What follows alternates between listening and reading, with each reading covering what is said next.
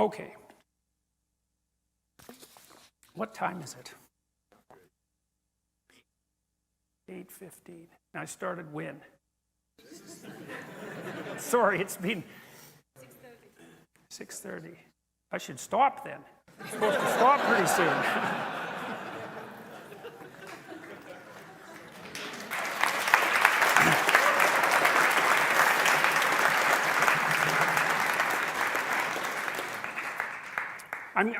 I'm going to go for 5 more minutes, and then I'll wrap this up. I want to talk about intersectionality and white privilege a bit.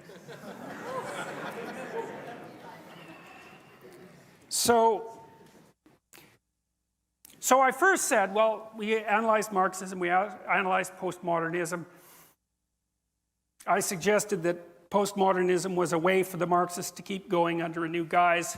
I suggested that Marxism was fundamentally based on hatred rather than sympathy and empathy. I suggested that the corpses were the evidence for that. I told you why I think postmodernism is fundamentally wrong. But now I want to talk to you a little bit about white privilege. So the first thing that and I haven't got this quite figured out yet. I can't quite figure out why the postmodernists have made the canonical distinctions they've made. Race, ethnicity, sexual proclivity, sexual gender identity, let's say. Those are 4 dimensions along which people vary. But there's a very large number of dimensions along which people vary, right? In fact, given that there's an infinite number of ways of interpreting the world, you could immediately point out that there's an infinite number of dimensions along which people vary. And so then the postmodern question is, why would you privilege some of those dimensions over the other?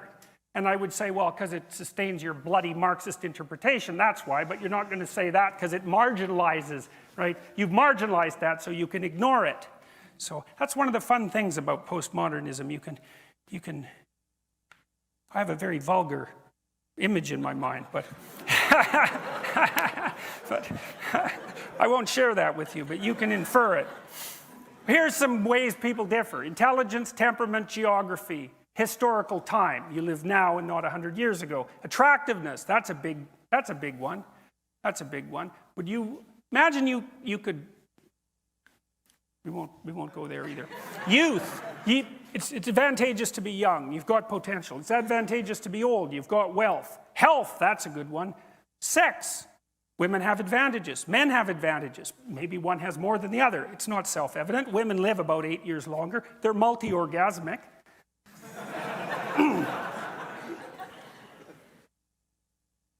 Athleticism, wealth, family structure, friendship, education. Well, then there's the classic, postmodern ones, race, ethnicity, etc. Why not those other dimensions of variation? There's no evidence that they're less important. In fact, there's quite a bit of evidence that they're more important. So, why not consider them? Then you get intersectionality. This is one of the things that's really comical, I think, because the postmodernists, identity politics types, actually realized this. They thought, well, okay, race and gender. Fair enough. Well, what if you're a black woman? Well, that's a problem because, well, now you've got 2 dimensions of differentiation. What the hell are we going to do about that? And what if you're gay and black and female? Well, then what if you're not very bright and gay and black and female? And then what if you're ugly and not very bright and gay and black and female? And you can keep playing that game. You can keep playing that game an infinite number of ways because there's an infinite number of ways to categorize things, as the postmodernists already pointed out. And so the intersectionality theorists came along to plug the hole, but they don't know where they're going. They don't understand that the logical conclusion of intersectionality is individuality. Because there's so many different ways of categorizing people's advantages and disadvantages that if you take that all the way out to the end, you say, well, the individual is the ultimate minority. And that's exactly right, and that's exactly what the West discovered. And, the intersectionalists will get there if they don't kill everyone first. So, on to white privilege. So it's really interesting to find out where these ideas come from. Because usually the scholarship is so awful, you just cannot possibly believe it. It's just absolutely, it wouldn't, at the University of Toronto in the psychology department, the original paper on white privilege wouldn't have received a passing grade for the hypothesis part of an undergraduate honors thesis. We're not even close. There's no methodology at all. The person who wrote it, it was called White Privilege and Male Privilege. A personal account of coming to see correspondences through work in women's studies. Well, first of all, personal account, it's like, sorry, no.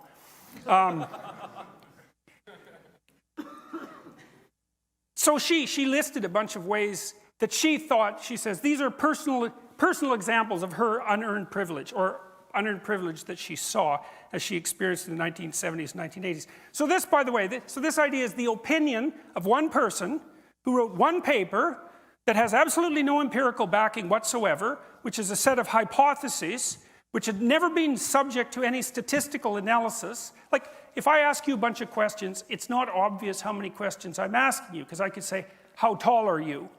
Or I could say, if you're laying on the ground, how extended would you be? It's like that, 2 questions? It's like, no, it's 1 question.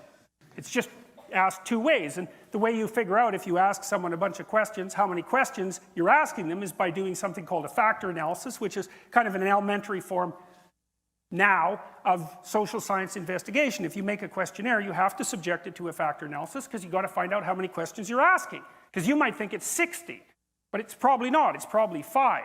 That's the big 5, by the way. Anyways, who cares about that? There's no such thing as methodology anyways. That's all part of the oppressive white male European patriarchy. So we can just not bother with that, and we can pen a few notes about how we think the world is constructed, and then we can screw up the entire political system 2 decades later. Okay, so here's her white privilege list, some of it. There's like 50 things. I can, if I wish, arrange to be in the company of people of my race most of the time. If I should need to move, I can be pretty sure of renting or purchasing housing in an area which I can afford and in which I would want to live. That's actually a wealth thing, by the way. I can be pretty sure that my neighbors in such a location will be neutral or pleasant to me. I can go shopping alone most of the time, pretty well assured that I will not be followed or harassed. I can turn on my television or open to the front page of the paper and see people of my race widely represented. When I'm told about our national heritage or about civilization, I am shown that people of my color made it what it is. Well, there's 50 of those, I think, something like that. Okay. Is that white privilege, or is that like majority privilege? Is the same true? You go to China, you're Chinese. Is the same true if you're Chinese? Is it majority privilege? And if it's majority privilege, isn't that just part of living within your culture? So let's say you live in your culture. You're privileged as a member of that culture. Well, obviously, that's what the culture is for. That's what it's for. Why would you bother building the damn thing if it didn't accrue benefits to you? Now, you might say, well, one of the consequences is that it accrues fewer benefits to those who aren't in the culture. Yeah, but you can't immediately associate that with race. You can't just do that, say it's white privilege. There's many things it could be. It certainly could be wealth, and the intersectional people have already figured out that there's many things it could be. So, like, what the hell? Seriously. Well, what's going on? Well, we let these pseudo-disciplines into the university because we're stupid and guilty. Seriously. And they have no methodological requirements and plenty of power and plenty of time to produce nonsensical research and produce, like, resentful activists, and now we're bearing the fruits of that. It's not pretty. So, white privilege. Well, the other thing you might notice is that to attribute to the individuals of a community the attributes of that community on the basis of their racial identity is called racism. That's what racism is. There's no other way of defining it. It's attributing to the individual the characteristics of the group as if the group was homogeneous. Now, the intersectional people have already decided that's not a fair game because there's so many differences between people. But the postmodernists don't care about logical coherence because they regard logical coherence, here it comes again, as a creation of the white European male patriarchal structure that's designed to oppress the oppressed. And that's technically the case. So logical incoherence, it doesn't matter. And you could say, well, if you act out your logically incoherent ideas in the world, you're going to run face first into a brick wall. And the postmodern answer to that is, there's actually no real world. It's all interpretation. So there's no having that discussion, but the postmodernists don't care because they don't believe that discussion between people of different power groups is possible anyways.